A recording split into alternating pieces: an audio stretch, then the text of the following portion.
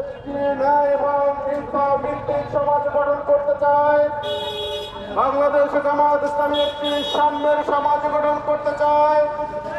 বাংলাদেশ জামাত ইসলামী চায় এই সমাজে যত অন্যায়, অত্যাচার, নিপীড়ন, জুলুম, নির্যাতন রয়েছে, সমস্ত অন্যায়, নিপীড়ন, জুলুম, নির্যাতন যেন এই সমাজ থেকে সরে গিয়ে একটি সৎ নেতৃত্ব প্রতিষ্ঠিত হতে পারে।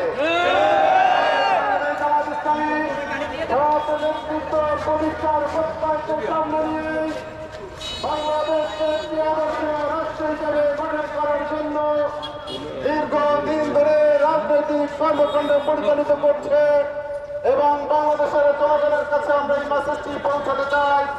আসুন আমরা একত্রিত হয়ে ঐক্যের বন্ধনে আবদ্ধ হয়ে নতুন একটি বাংলাদেশে গড়ার জন্য সামনে এগিয়ে যাই।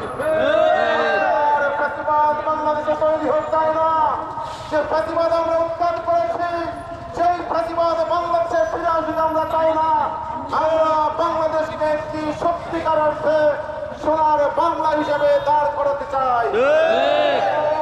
বাগেরহাট কচুয়ার সমস্ত জনগণকে সঙ্গে নিয়ে একটি আদর্শ বাগেরহাটে গঠন করতে চাই, যে বাগেরহাটে কোনো ধরনের জুলুম, নির্যাতন, অত্যাচার থাকবে না, কোনো বৈষম্য থাকবে না, কোনো দুর্নীতি থাকবে না। বড় ছোট, হিন্দু, মুসলমান, ধর্ম, বর্ণ সব মানুষ একত্রিত হয়ে একটি সাম্যের সমাজ আমরা গঠন করতে চাই। সবাইকে এগিয়ে আসার আহ্বান জানাই। সামনের দিনে আমাদের সকল কর্মসূচিতে বাগেরহাট কচুয়ার জনগণকে সম্পৃক্ত থাকার আহ্বান জানিয়ে আজকে আমার বক্তব্য শেষ করছি এবং আজকে র্যালি পরবর্তী সমাবেশের সমাপ্তি ঘোষণা করছি। বাংলাদেশের জিন্দাবাদ, বাংলাদেশের জামাত ইসলামী জিন্দাবাদ।